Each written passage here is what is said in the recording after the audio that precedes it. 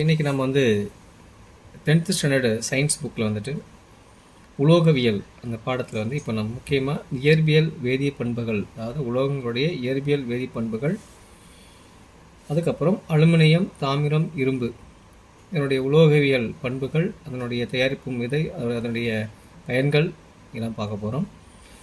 அதுக்கடுத்து உலோக கலவைகள் பற்றி, அதாவது ரசக்கலவை, அதை உருவாக்கக்கூடிய முறை, இந்த உலோக கலவைகளுடைய வகைகள்.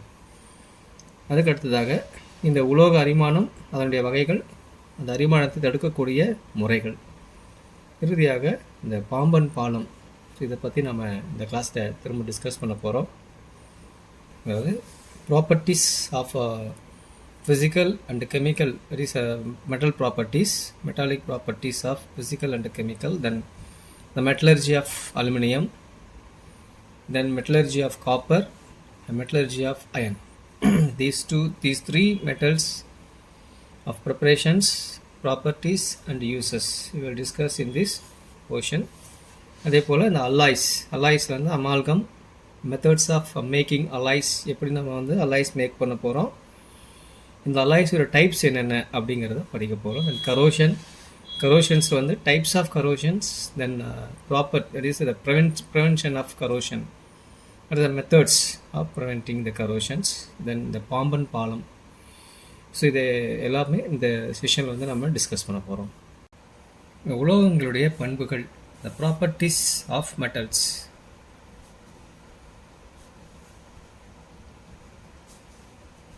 அதில் ஃபஸ்ட் நம்ம என்ன பார்க்க போகிறோம்னா physical properties, chemical, physical, 2 properties இருக்குது. அதில் வந்து இந்த ஃபிசிக்கல் ப்ராப்பர்ட்டிஸ் ஃபஸ்ட்டு பார்க்க போகிறோம். தட் இஸ் இயற்பியல் பண்புகள். இந்த இயற்பியல் பண்புகள் அப்படிங்கிறது முதல்ல என்னென்னா ஒரு கான்செப்ட் என்னென்னா, தெளிவாக எப்போவுமே வந்து கெமிக்கல் ப்ராப்பர்ட்டிஸ் அப்படிங்கிறது ரியாக்ஷன்ஸ் பேஸ் பண்ணி வினைகளை வைத்து மட்டுமே சொல்லக்கூடியது. இந்த ஃபிசிக்கல் ப்ராப்பர்ட்டி அப்படி கிடையாது. அதாவது ஃபிசிக்கல் அப்படிங்கும் போதே ஸோ மேலோட்டமாக பார்க்கும்பொழுது அதனுடைய ஷேப் எப்படி இருக்குது, அதனுடைய சைஸ் பார்க்குறோம். அப்போ எப்போ மெல்ட்டிங் பாயிண்ட், பாயிலிங் பாயிண்ட், அதோட நிறம், இது எல்லாமே பார்த்த உடனே நம்மளால் அப்சர்வ் பண்ண முடியும். ஸோ அந்த மாதிரி இருக்கிறது எல்லாமே நம்ம ஃபிசிக்கல் ப்ராப்பர்ட்டிஸ் அப்படின்னு நம்ம சொல்லுவோம். ஸோ அதனுடைய இயல்பு நிலை எந்த மாதிரி அது ஸ்டேட்டில் இருக்குது, ஃபிசிக்கல் ஸ்டேட், அதாவது அது வந்து சாலிடாக இருக்கா, லிக்விடாக இருக்கா, இல்லை கேஸாக இருக்கா அப்படின்னு நம்ம தெரிஞ்சுக்கலாம். மேக்ஸிமம் எல்லா உலோகமும் பார்த்திங்கன்னா இந்த டெம்பரேச்சர், ரூம் டெம்பரேச்சர், அறை வெப்பநிலை அப்படின்னு சொல்லுவாங்க இல்லையா, அந்த ரூம் டெம்பரேச்சரில் எப்போயுமே எப்படி இருக்கும் அப்படின்னா திடநிலையில் இருக்கும். தட் இஸ் சாலிட் ஸ்டேட்டாக இருக்கும்.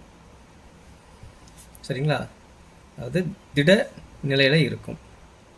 ஆனால் ஒரு கண்டிஷன், இந்த மெர்க்குரி மற்றும் கேலியம், சரிங்களா, இந்த மெர்க்குரியும் அதே போல் இந்த கேலியம், இது ரெண்டும் வந்து அப்படி இருக்காது.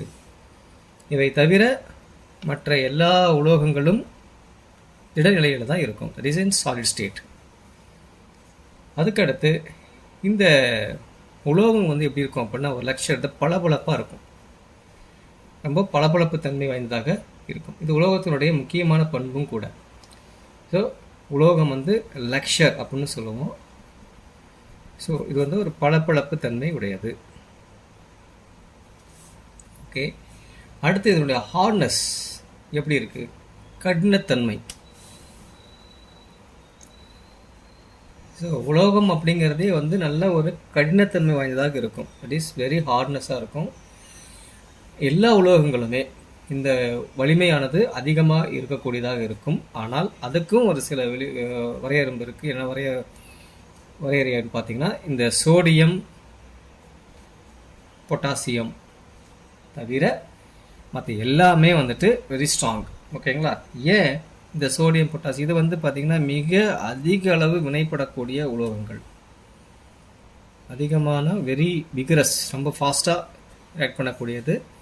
இந்த சோடியம், பொட்டாசியத்தை பார்த்திங்கன்னா நம்ம கத்தியாலேயே நம்ம வெட்டக்கூடிய பண்பு இருக்கக்கூடியதாக இருக்கும். It is easily you cut by using knife. So அந்தளவுக்கு ரொம்ப மிருதுவான உலோகங்கள். மற்ற எல்லாமே ரொம்ப ஹார்ட்னஸ், கடினமானதாக இருக்கும். அதுக்கடுத்து இதனுடைய melting point and boiling point, உருகுநிலை பார்க்கும் பொழுது மெல்ட்டிங் பாயிண்ட் அதனுடைய உருகுநிலை, பாயிலிங் பாயிண்ட் அதனுடைய கொதிநிலை. வழக்கமாக அந்த உலோகங்களை பொறுத்த வரைக்கும் அதிக அளவு உருகுநிலை மற்றும் அதிக அளவு கொதிநிலை இருக்கும். It is highly melting and highly boiling point for every metals அப்போ நம்ம சொல்லுவோம் இன் காமன். இந்த அதிக வெப்பநிலையில் கொடுத்தா தான் அதிகமான அது வந்து நம்ம அதிகமாக ஹீட் பண்ணணும். டெம்பரேச்சர் வந்து ரொம்ப 1000, 2000, 20,000, 50,000 இந்த மாதிரி அந்த அதிக அளவான டெம்பரேச்சர் கொடுத்தா மட்டும்தான் அது உருகக்கூடியது மற்றும் கொதிக்கக்கூடிய நிலைக்கே வரும். ஆனால் அது ஆவியாகக்கூடிய அளவுக்கும் வரும். ஆனால் இந்த ஒரு ப்ராப்பர்ட்டி, இந்த பண்புகளுக்கும் ஒரு சில நிறைய இருக்குது. என்னென்னு பார்த்தீங்கன்னா இந்த கேலியம், மெர்க்குரி, சோடியம், பொட்டாசியம் இது தவிர. So mercury, gallium, potassium and sodium. So இவை இந்த உலோகங்களை தவிர மற்ற உலோகங்கள் எல்லாமே அதிக அளவு உருகுநிலை மற்றும் கொதிநிலை கொண்டதாக இருக்கும். ஓகே. ஸோ நெக்ஸ்ட் டென்சிட்டி, அடர்த்தி. அடர்த்தி பார்த்திங்கன்னா சொல்லவே வேணாம். உலோகங்களை பொறுத்த வரைக்கும் அடர்த்தியானது மிக அதிக அளவு அடர்த்தியாக தான் இருக்கும் இல்லைங்களா. ரொம்ப டென்சிட்டி வந்து அதிகமாக இருக்குது. It is high density metal அப்படின்னா எக்ஸப்ஷன் இருக்குது இதுக்கும். ஸோ இதனுடைய டென்சிட்டி பார்க்கும்போது அதுக்கும் எக்ஸப்ஷன் கேஸ் இருக்குது. அது என்னென்னு பார்த்தீங்கன்னா gallium and mercury, then sodium, potassium.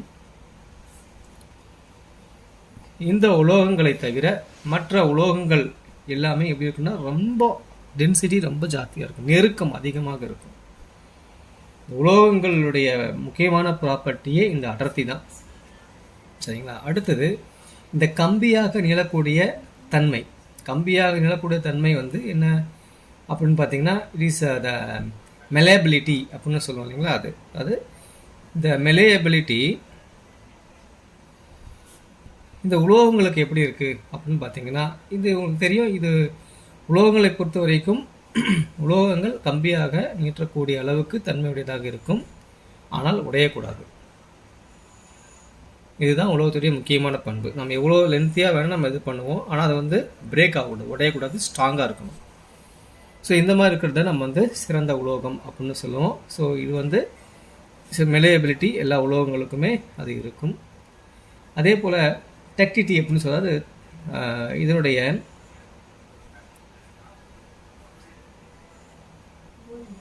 இந்த ரெண்டுமே டக்டிலிட்டி அண்ட் ஆல்சோ மெலாபிலிட்டி, இந்த கம்பியாக நீட்டக்கூடிய தன்மை மற்றும் தகடாக ஆகும் தன்மை, இது ரெண்டுமே கிட்டத்தட்ட ஒரே மாதிரியான பண்புகள் உடையதாக இருக்கும்.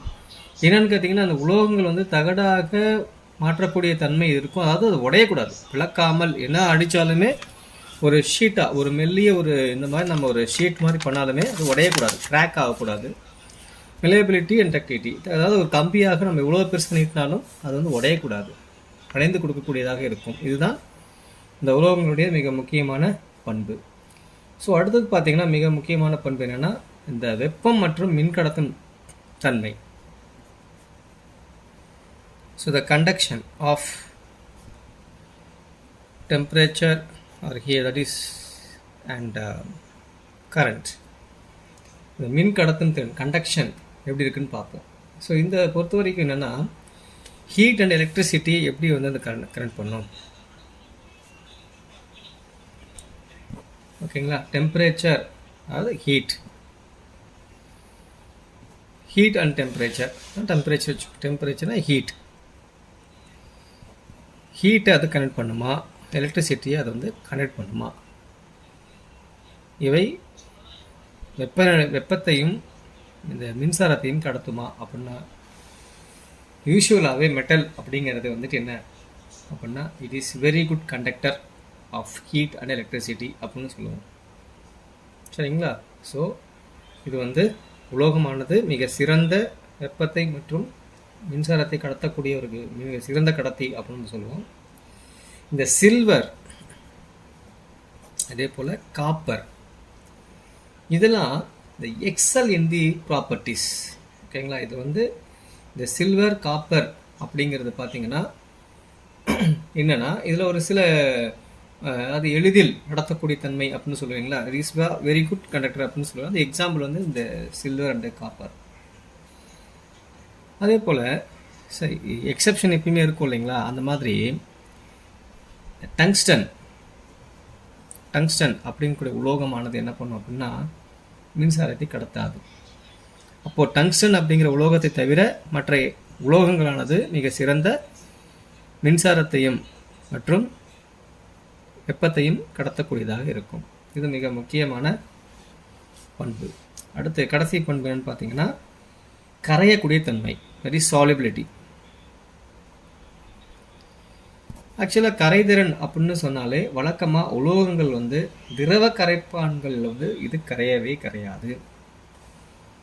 It is insoluble in liquid solvent அப்படின்னு சொல்லலாம். ஸோ யூஸ்வலாக metals do not dissolve in liquid solvent. So இது வந்து do not dissolve actually in liquid solvent. So that is the properties. இதனுடைய பண்புகள். அடுத்து பார்த்திங்கன்னா இப்போ நம்ம இந்த இயற்பியல் பண்புகள் நம்ம பார்த்துட்டோம். இதுக்கு அடுத்து நம்ம பார்க்கக்கூடியது வந்து வேதியியல் பண்பு. So physical properties over chemical property. இந்த வேதியியல் பண்புகளில் முதல்ல வந்துட்டு நம்ம என்ன பார்க்க போகிறோம்னா இணைதிற எலக்ட்ரான்கள். இணைதிறன் எலக்ட்ரான்கள், அதாவது physical states, all metals are இந்த சாலிட் அப்படின்னு நம்ம அதில் படித்தோம். இங்கே என்னென்னா எடுத்தவொன்னே என்ன பண்ணுறோம், வேலன்சி எலக்ட்ரான்ஸ் பற்றி படிக்கிறோம். அதான் நான் வேலன்சி எலக்ட்ரான்ஸ்.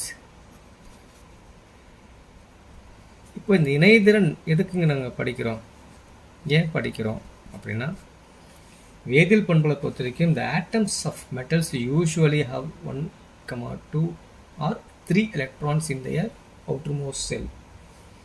இந்த இணைதிறன் கூட்டில் வந்துட்டு அதாவது கடைசி வட்டப்பாதையில் இருக்கக்கூடிய எலக்ட்ரான் எண்ணிக்கை இந்த உலோகத்தை பொறுத்த வரைக்கும் 1, 2 அல்லது 3 எலக்ட்ரான்கள் மட்டுமே இருக்கக்கூடியதாக இருக்கும். சரிங்களா? ஸோ அந்த அவுட்ரு மோஸ்டில் 2, 3 எலக்ட்ரான் இருக்குது அப்படின்னா இந்த உலோகமானது எப்படியாப்பட்ட ஒரு வினைதிறன் கொண்டு இருக்கும் அப்படிங்கிறத குறிக்கக்கூடிய ஒரு பண்பு தான் இந்த இணைதிறன் எலக்ட்ரானுடைய பண்புகள். சரிங்களா? உலோக அணுக்களில் 1, 2 இல்லைன்னா 3 எலக்ட்ரான்கள் மட்டுமே இருக்கும். அப்போது அயனி உருவாதல் பண்பு. அடுத்து பார்த்தீங்கன்னா அயனைசேஷன். அப்போது ஃபார்மேஷன் ஆஃப் அயான்.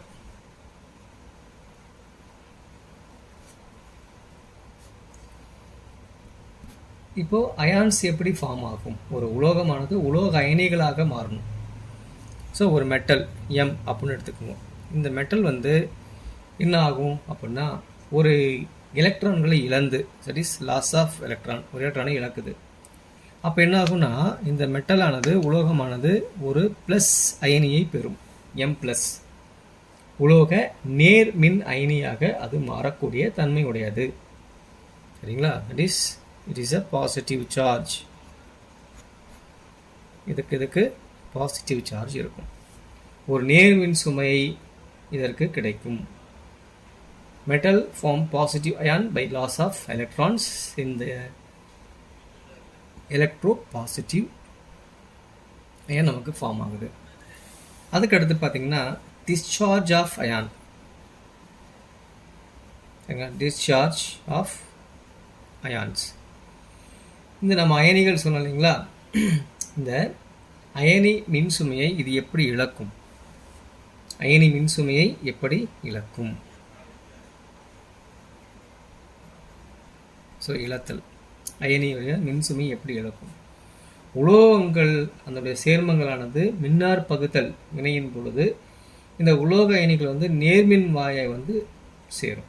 சரிங்களா? உலோகங்களில் உலோக சேர்மங்கள் மின்னார் பகுத்தல் செய்யும் பொழுது அந்த வினையின் பொழுது இந்த உலோக அயனி என்ன பண்ணும் அப்படின்னா எதிர்மின் வாயில் வந்து சேரும். ஏன்னா இந்த ப்ளஸ்ஸு, அப்போ ப்ளஸ் எங்கே போய் டெபாசிட் ஆகும் அப்படின்னா மைனஸில்.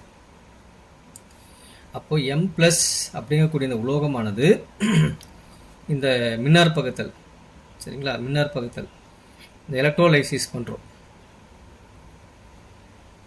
இப்போ எலக்ட்ரோலைசிஸ் பண்ணும் பொழுது என்ன ஆகும்னா இந்த மெட்டல் இருக்கு இல்லைங்களா, M+, அந்த அயனியானது எதிர்மின்வாய் இருக்கக்கூடிய உலோகத்தில் போய் அது படியும். ஸோ இதுதான் வந்து டிஸ்சார்ஜ் ஆஃப் அயான் அப்படின்னு நம்ம சொல்கிறது. அதுக்கு அடுத்து அணுக்கட்டு எண். அணுக்கட்டு எண் அப்படிங்கிறது என்ன அப்படின்னா அட்டாமிசிட்டி. இந்த அட்டாமிசிட்டி அப்படிங்கக்கூடிய அணுக்கட்டு எண் என்பது என்ன? இந்த ஒரு molecules of metals in their vapour state are usually mono atomic. அதாவது உலோக மூலக்கூறுகள் ஆவி நிலையில் ஒற்றை அணுக்கட்டு எண்ணை எப்பொழுதும் பெற்றிருக்கும். That is very important. இது வந்து மோனோ அட்டாமிக் ஸ்டேட் அப்படின்னு சொல்லுவாங்க. Molecules of metals in their vapour state. நான் வச்சுக்கோங்க, ஒரு வாயு நிலையில் இருக்கக்கூடிய உலோகங்களானது எப்பொழுதும் அவை ஒற்றை அணுக்கட்டு எண்ணை மட்டும் பெற்றிருக்கும்.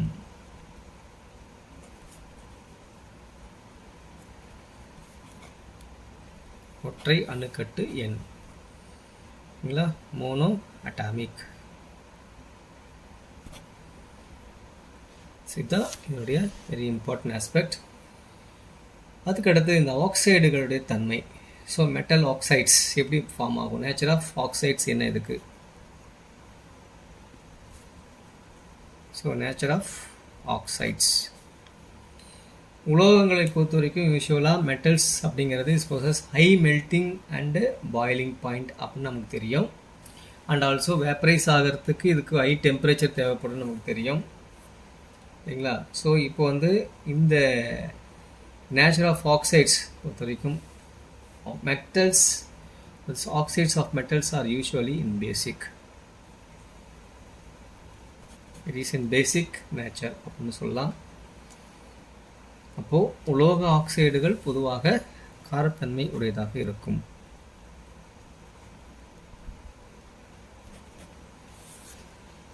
உலோகங்களானது காரத்தன்மை உடையதாக இருக்கும்.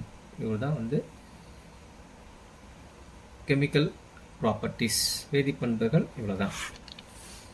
ஸோ இந்த இயற்பியல் மற்றும் வேதிப்பண்புகள் வந்து நம்ம வித்தியாசமாக இதில் வந்து நம்ம கோட் பண்ணியிருக்காங்க. ரொம்ப இன்றைய பக்கம் பேசிக்காக நமக்கு சொல்லியிருக்காங்க. இந்த பேசிக்காக நம்ம தெரிஞ்சுக்கிட்டால் உலோகங்களுடைய பண்புகளை நம்ம ஈஸியாக அதுக்கடுத்த லெவலுக்கு போகும் பொழுது, அதை பிரித்தெடுக்கும் பொழுது அதனுடைய வினைகள் ஆகட்டும், ஒவ்வொரு உலோகங்களுடைய தனிப்பட்ட முறையில் இருக்கக்கூடிய பண்புகளாகட்டும் நம்ம ஈஸியாக அண்டர்ஸ்டாண்ட் பண்ணிக்க முடியும். Thank you students. இப்போ ப்ராப்பர்ட்டிஸ் நம்ம இந்த கிளாஸில் டிஸ்கஸ் பண்ணிட்டோம். அடுத்த கிளாஸில் வந்துட்டு இந்த மெட்டலர்ஜி ஆஃப் அலுமினியம், அதுக்கப்புறம் அயன், காப்பர், இந்த மூணுத்தையும் நம்ம வந்து டிஸ்கஸ் பண்ண போகிறோம். ஸோ அந்த உலோகவியல், அலுமினியத்தோட உலோகவியல், காப்பரோட உலோகவியல் மற்றும் இரும்போட உலோகவியலை நம்ம அடுத்த கிளாஸில் நம்ம டிஸ்கஸ் பண்ணுவோம். தேங்க்யூ.